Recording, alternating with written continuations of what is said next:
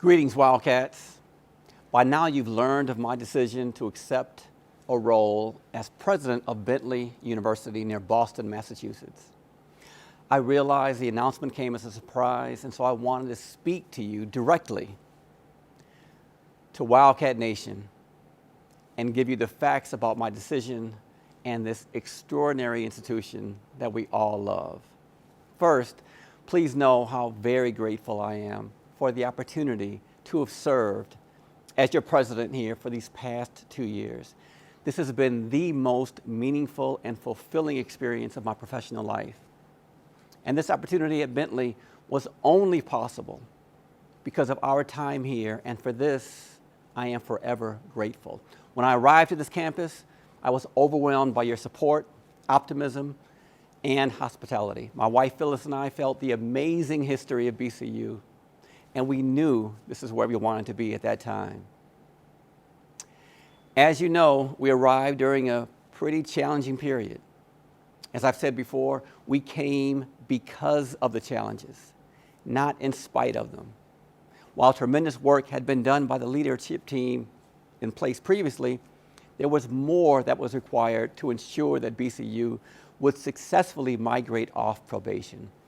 Working collaboratively with the board, my amazing leadership team, our faculty, staff, and the NAA, we accomplished our goals by making the necessary, albeit difficult, decisions to course correct from past failures. At this time, BCU is one of the best managed institutions at which I've ever worked. We literally account for every dollar of unrestricted spending here. That means there is not an invoice process that is not signed off by my CFO and by myself. That's pretty extraordinary. In the midst of this pandemic, our bond rating went up 2 notches. During COVID, I believe the stewardship being practiced here at BCU is self-evident and is baked into the governance and the leadership structures of this institution. Our community deserves nothing less. Which leads me to an important issue that I must clear up. It is important that you hear the facts from me. I'm aware of the comments and misrepresentations that have been made about the Board of Trustees and about my departure.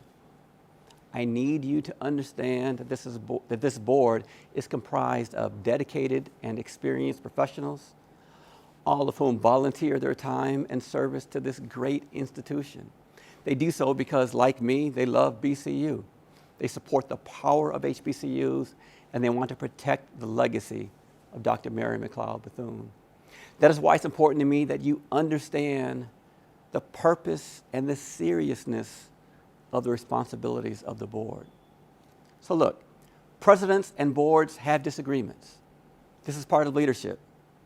And I may have had disagreements with my board leadership. But these disagreements pale in comparison to what we've accomplished together. And such disagreements are part of the natural order of things. You should also know that at my request, Chairman Perry served as a late-stage reference for me during my search process at Bentley. So we may have had differences, but we were always aligned as to the sanctity of our respective responsibilities, and I will always be grateful for this partnership that we had. It has made me a better leader, and I hope a better person. It is okay to have differences.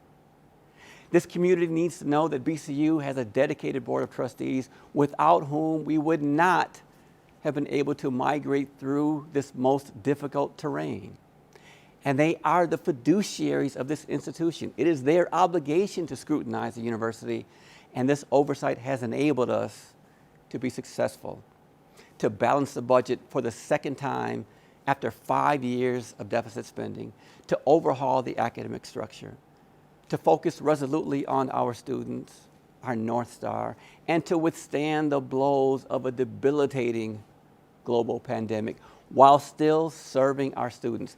Their vigilance is about ensuring that the misdeeds that occurred in the past don't happen again. And for that, we should all be grateful. Like me, these men and women serve because they care about our students. At this most exciting time at BCU, casting aspersions, commenting negatively and publicly about the board or about me, why am I leaving, I just got here and such, is neither justified nor healthy, and it will only damage our beloved institution. I'm not suggesting that vigorous debate is not healthy. I'm saying that at a time when HBCUs are so absolutely critical to affirming the moral conscience of America, to bridging the chasm between talent and ability and opportunity and access, and to serving these remarkable students, this kind of commentary at this time will only harm BCU and all Wildcats. And this is not why I came here, and it is not who we are. I realize that some people are frustrated and even angry at my decision to leave. But this has never been about me. This is about BCU, and what we have achieved here at BCU will endure. My wife and I have an amazing opportunity at Bentley University, and we elected to take it. Life is comprised of a series of chapters, and a new one has opened for us. As you can imagine, Phyllis and I spent weeks deliberating and praying over this decision. And it is the right one for us at this time. And it was our decision. And it's now time to pave the way for the next president of this extraordinary institution and for my family to start our next chapter. I wish to personally thank all of you, these students who continue to inspire me and who I will miss the most, our alumni, our board, who so tirelessly give of themselves and embody so much of Dr. Bethune's servant leadership, to our faculty, our staff, this community who has so warmly embraced me, and to all who support this important work. Thank you for your prayers, your support, your guidance, encouragement, and for being a supporter of BCU.